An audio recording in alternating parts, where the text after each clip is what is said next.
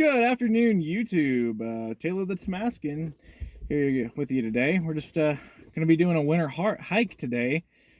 Hike/walk. I'm kind of out in a regional park out in Black Forest, Colorado.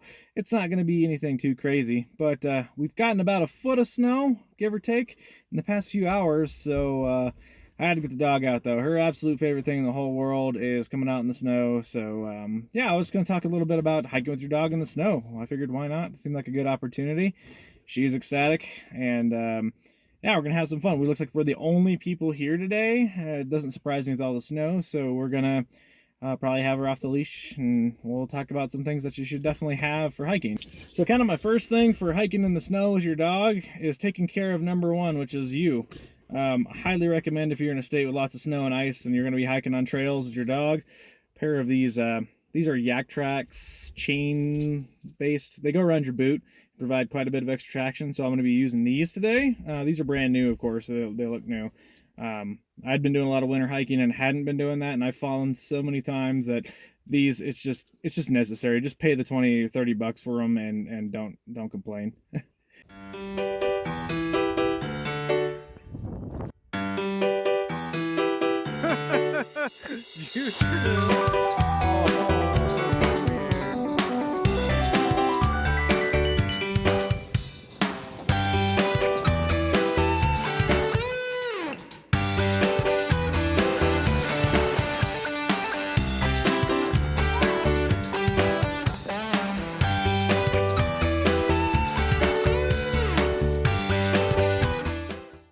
So most importantly, after you get yourself all dressed up and ready to go for winter hiking, it's the dog.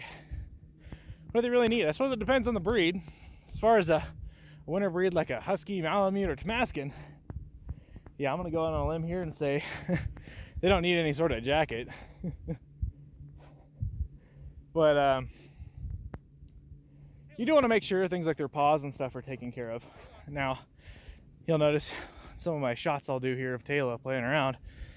I don't have any boots on Taylor, but the things to look for with the dog is, you know, if they're picking up their feet, once their feet get real cold and stuff, if they're picking them up and moving kind of slow and not comfortable, then you need booties for your dog. If they're not in pain or hurting and it's not too cold, they're usually pretty content. I've never seen Taylor need little booties, but I'm not beyond it. I mean, temperatures much below this, she may need it. And the deep snow might actually help too, because it's kind of an insulating factor when you're out in the cold. Another important thing I think to remember when you're out hiking with your dog is, aside from just their feet, is make sure they're not cold themselves. If your dog is shivering and shaking, it probably needs some sort of other extra warmth, be it a jacket or warm whatever. I've never used one on a dog, so I'm not positive, but for Taylor, it's never been an issue, even when she was a puppy. And when she was a puppy, yeah, there were times she got cold and I just put her in my bag with like a jacket wrapped around her and she was fine. But she was really young then, admittedly. Now she loves this stuff. She could be out here for hours and probably still have energy. Water is another important thing. A lot of people don't think water is important when you're hiking in the winter because it's cold, you're not sweating. But believe it or not, you actually do end up sweating quite a bit as a human anyway. When you're hiking through deep snow and stuff, this burns some energy for sure, and water. So bring some water along for yourself and the dog. Nice little dog bowl. I always tell people just get one of those either silicone bowls or one of those little bowls, I guess. They're kind of like flexible. And have some fun with it. You know, and get some nice water bottles, carry some water for you and the dog, and you know, that way you can stay hydrated. That's always key when you're hiking in general. Up here in the mountains, it's really, really dry. So you got to stay hydrated. Otherwise, all your energy will be sapped. The other thing will be, you know, make sure your dog's having a good time. You know, if your dog's not wanting to walk with you in the snow or anything else, then, you know, you probably shouldn't make them do it. Truth be told, I probably wouldn't be out here if Taylor didn't like it so much. But I'm glad she does get me out, because this is just beautiful. It's amazing. I didn't talk about it earlier with the humans. Another good thing to have is, see if I can pull it out while holding my camera here. One of these. It's kind of awkward here, but this is a Zippo hand warmer. This is my smaller one. They use lighter fluid, but they don't burn. You just got to heat them up with a lighter. And yeah, they last for like six hours on my small one, 12 hours for the big one. Those are a lifesaver sometimes.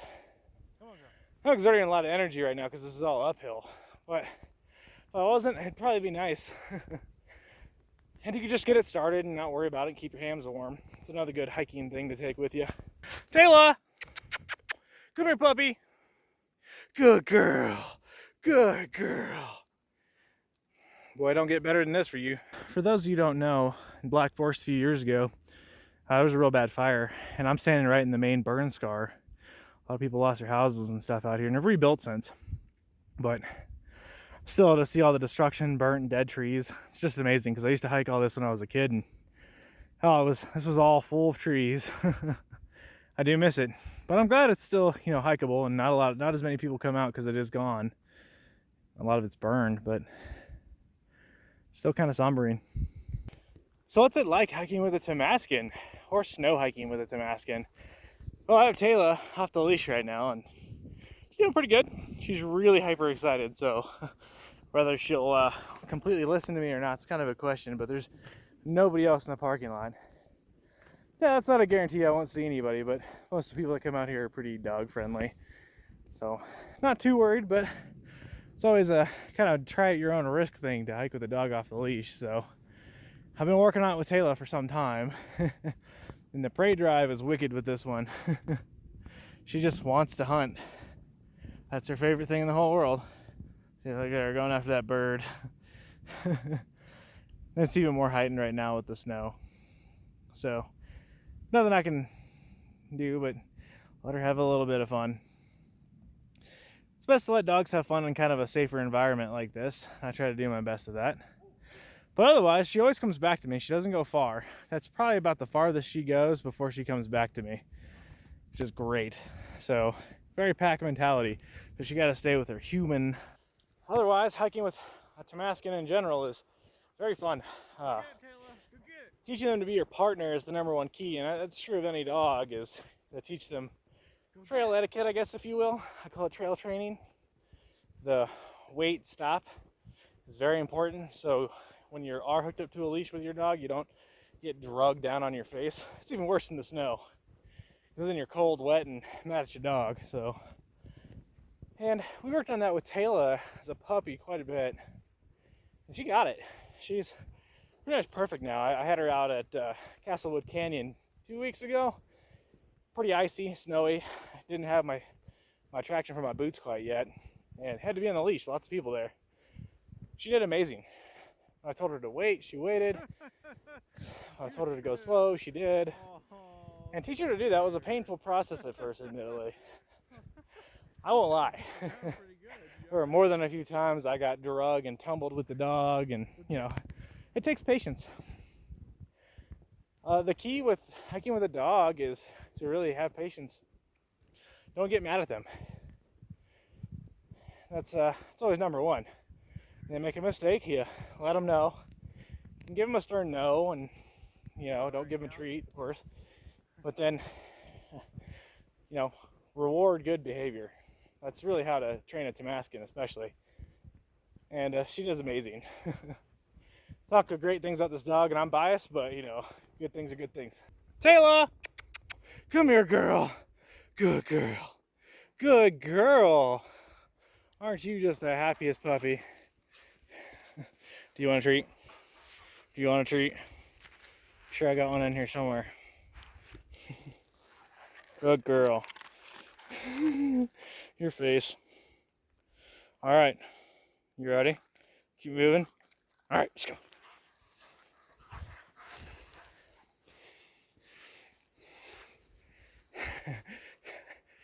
She says, "You're going so slow, Dad. Why?" Because I ain't got 4-wheel drive.